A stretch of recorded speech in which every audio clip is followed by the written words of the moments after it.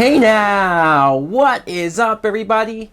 My name is Mike Brown, aka ReviewKingMB, and I am here to talk about and review some season finales. Let's start with The Flash. This is season 3, the finale like I said, and I'm sure some of you have seen a few of my reviews for this past season of The Flash, and honestly, I surprised myself with how much I've been disappointed by this season because I loved The Flash. Season 1 I thought was amazing, one of the best first seasons of any show ever. Let's start with how the last episode left off, with Savitar seemingly going through with his promise and killing Iris. I will admit, watching that, I was shocked that they went through with it.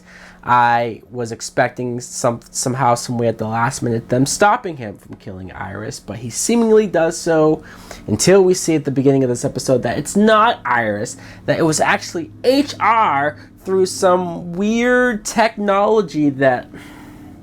There's a part of me that sees that whole explanation of how they pulled this off, and I kind of think bullshit. I kind of think that this is some of the most convoluted way ever to fake out Iris's death. As much as I was happy that Iris didn't die, I have to admit that I'm gonna miss HR, and I know that's funny to say because the actor, he can stay on the show.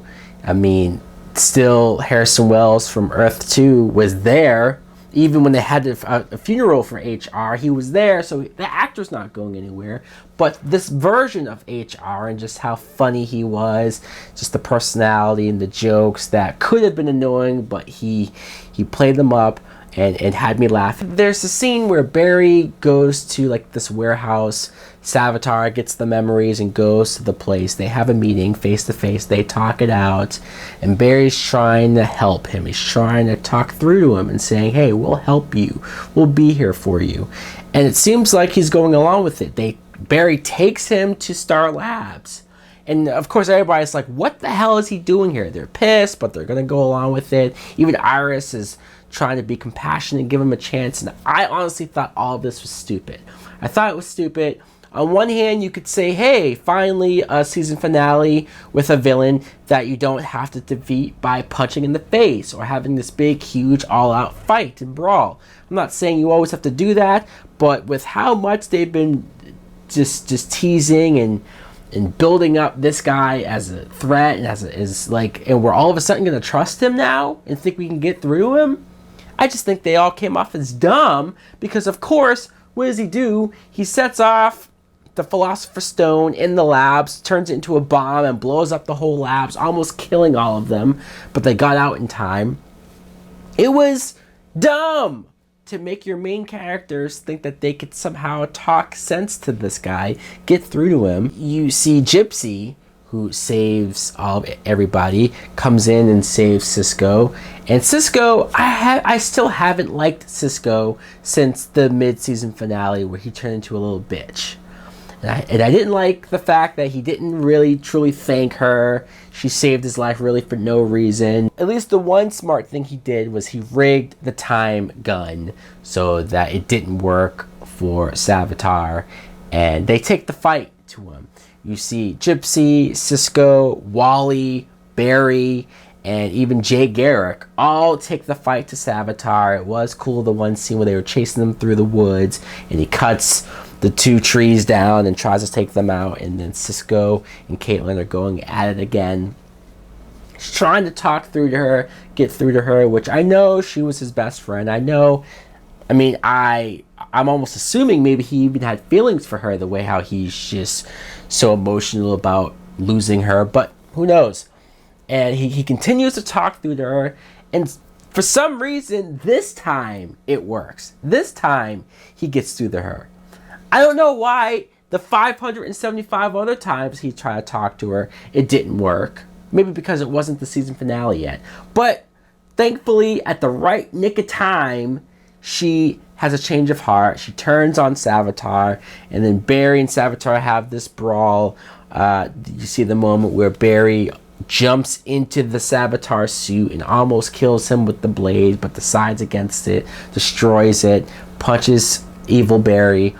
And it's this whole big thing on, okay, Barry, you're not a bad person. You don't kill. You don't have to do this. You're a better person than that. Walks away. Savitar gets back up, about to kill him, and then Iris shoots him dead with a gun.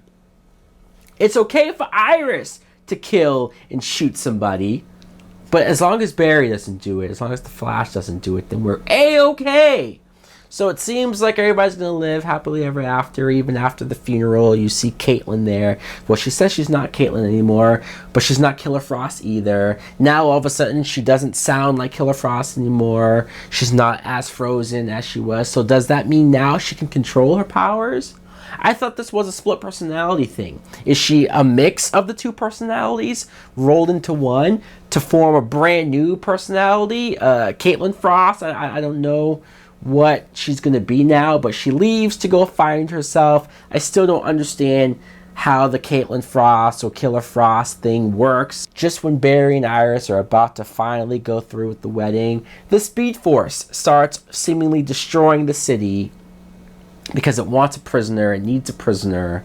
I guess there always has to be a prisoner for this Speed Force, and they want to take Barry. They want to take Barry as penance, as punishment for him doing Flashpoint and creating the paradox that he created, the time reminiscences that he created. And this actually makes sense in the sense that you're not supposed to, they have rules of you're not supposed to go back in time and do all this stuff. And Barry's gone back in time so many times. How the last episode he went back in time and got Captain Cold and then put him back, and like he never gets repercussions from this. Although the Legends of Tomorrow, they can constantly travel through time, but they're not using the Speed Force. I guess that makes it okay.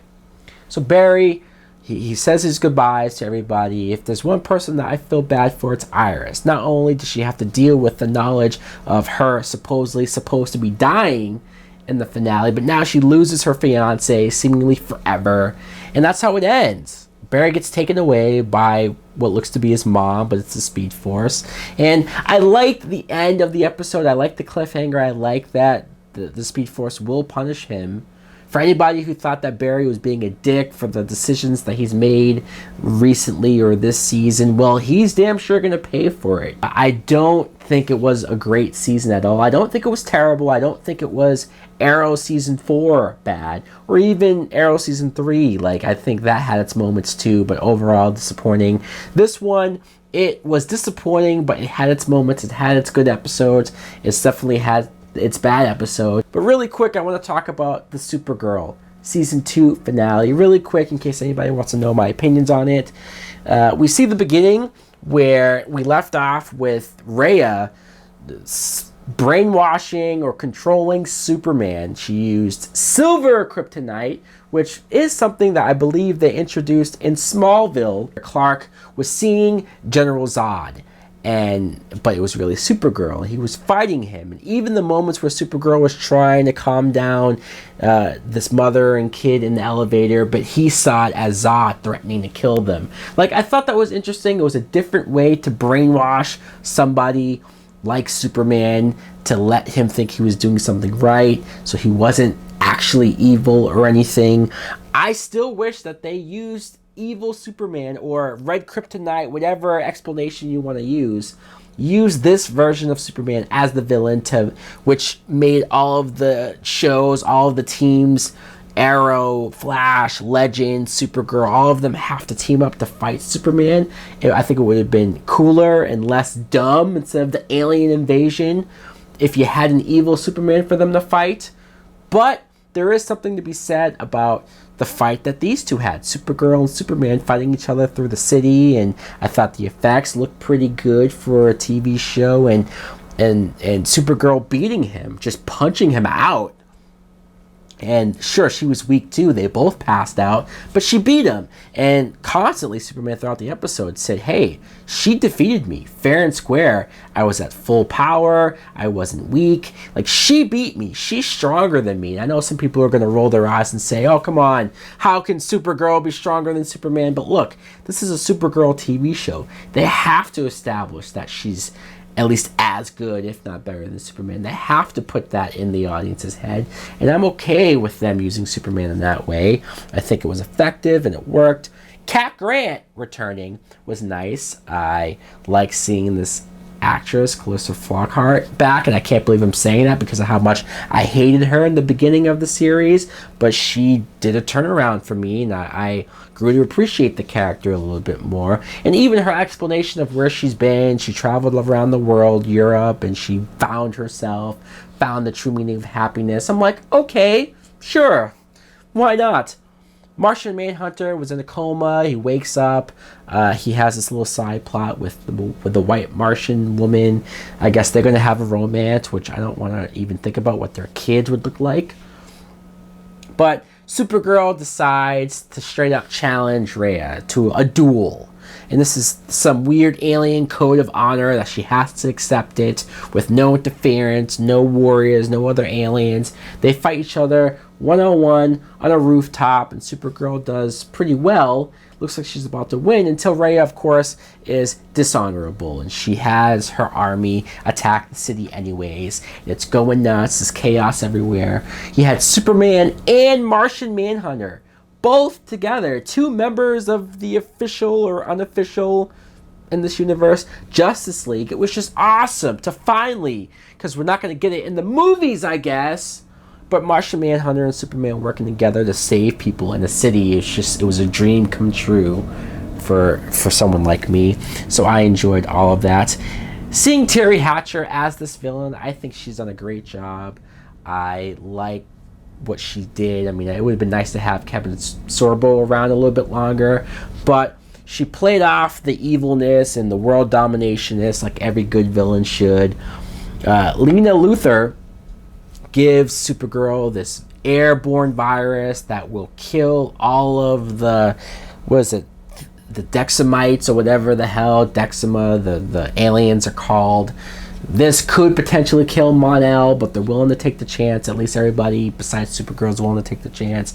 They do it, and Mon-El has to leave. Supergirl at the last minute decides, hey, you can use that ship that we found you in and you can take off. He does so. She's depressed. She's upset because her boyfriend... I know there's going to be plenty of people who are happy to see Mon-El leave because they didn't like him and they thought he was annoying or took over too much with the relationship stuff in the show.